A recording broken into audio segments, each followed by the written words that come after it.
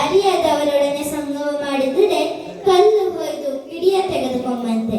ಬಂದವರೊಡನೆ ಸಂಗಮ ಮಾಡಿದರೆ ಮೊಸರು ಹೊಸೆದು ಬೆಣ್ಣೆ ತೆಗೆದುಕೊಂಬಂತೆ. ಚನ್ನಮಲ್ಲಿಕಾರ್ಜುನಯ್ಯ, ನಿಮ್ಮ ಶರಣರ ಸಂಗಮ ಮಾಡಿದಡೆ ಕರ್ಪೂರದ ಗಿರಿಯು ನುರಿಕೊಂಬಂತೆ ಅಂತ ಹೇಳಿ ಅವರು ತಮ್ಮ ವಚನದಲ್ಲಿ ಹೇಳ್ತಾರೆ.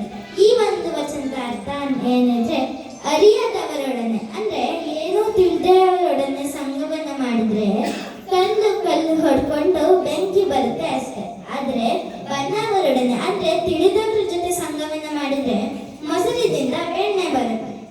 ಇವ್ರು ಹೇಳ್ತಾ ಇದ್ದಾರೆ, ಚನ್ನಮಲ್ಲಿಕಾರ್ಜುನನ ಶರಣರ ಸಂಗಮನ ಮಾಡಿದ್ರೆ ಕರ್ಪೂರದ ಗಿರಿ ಉರಿದುಕೊಂಬಂತೆ. ಅಂದ್ರೆ ನಾವು ಕರ್ಪೂರವನ್ನು ಹಚ್ಚಿದ್ರೆ ಹೇಗೆ ಬೆಂಕಿ ಮತ್ತೆ ಸುವಾಸನೆ ಬರುತ್ತೋ, ಬೆಳಕು ಬರುತ್ತೋ, ಅದೇ ರೀತಿ ನಾವು ಶರಣರ ಸಂಗಮನ ಮಾಡಿದ್ರೆ ಬೆಂಕಿ ಅಂದ್ರೆ ಬೆಳಕಿನಂತೆ ಸುವಾಸನೆಯನ್ನ ಹರಡುತ್ತೆ ಅಂತ ಹೇಳಿ ಅಕ್ಕ ಮಹಾದೇವಿಯವರು ಹೇಳ್ತಾ ಇದ್ದಾರೆ.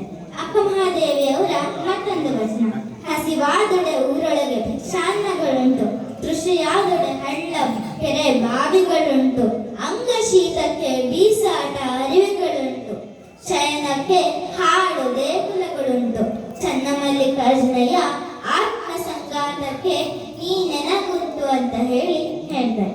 ಈ ಒಂದು ವಚನದ ಅರ್ಥ, ಹಸಿವಾದ್ರೆ ಊರೊಳಗೆ ಭಿಕ್ಷೆಯನ್ನ ಕೇಳಿದ್ರೆ ನಮ್ಗೆ ಭಿಕ್ಷೆಯನ್ನ ನೀಡ್ತಾರೆ. ಕೃಷಿ ಆದ್ರೆ ಅಂದ್ರೆ ಬಾಯಾರಿಕೆ ಆದ್ರೆ ನಮ್ಗೆ ಬಾವಿ ಹಳ್ಳ ಕೆರೆಗಳುಂಟು ಅಂತ ಹೇಳಿ ಹೇಳ್ತಾರೆ. ಅಂಗ ಶೀತಕ್ಕೆ ಅಂದ್ರೆ ಸೆಕೆ ಆದ್ರೆ ಚಳಿ ಆದ್ರೆ ನಮ್ಗೆ ಹಾಕೊಳ್ಳೋದಕ್ಕೆ ಬಟ್ಟೆಗಳುಂಟು, ಮಲ್ಗೋದಕ್ಕೆ ಶಯನಕ್ಕೆ ಹಾಡು ದೇಗುಲಗಳುಂಟು.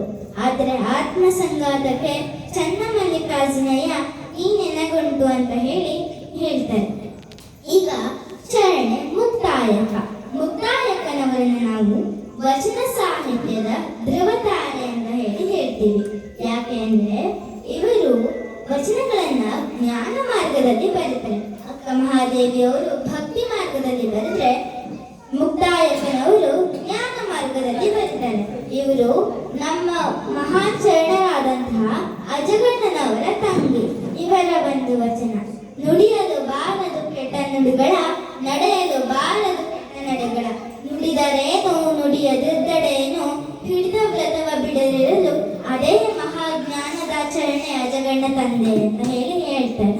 ಈ ಒಂದು ವಚನದ ಅರ್ಥ, ನಾವು ಕೆಟ್ಟ ನುಡಿಗಳನ್ನ ಮಾತಾಡಬಾರ್ದು, ಕೆಟ್ಟ ನಡೆಗಳನ್ನ ನಡೆಯಬಾರ್ದು, ಹಿಡಿದ ವ್ರತವನ್ನ ಬಿಡ್ಲಿಲ್ಲ ಅಂದ್ರೆ ಅದೇ ಒಂದು ಮಹಾಜ್ಞಾನದ ಆಚರಣೆ ಅಂತ ಹೇಳ್ತೀನಿ ಅಂತ ಹೇಳ್ತಾರೆ. ಇವರು ತನ್ನ ಅಣ್ಣನ ಹೆಸರನ್ನೇ ತನ್ನ ಅಂಕಿತ ನಾಮವಾಗಿ ಇಟ್ಕೋತಾರೆ. ಈಗ ಶರಣೆ ಸತ್ಯ.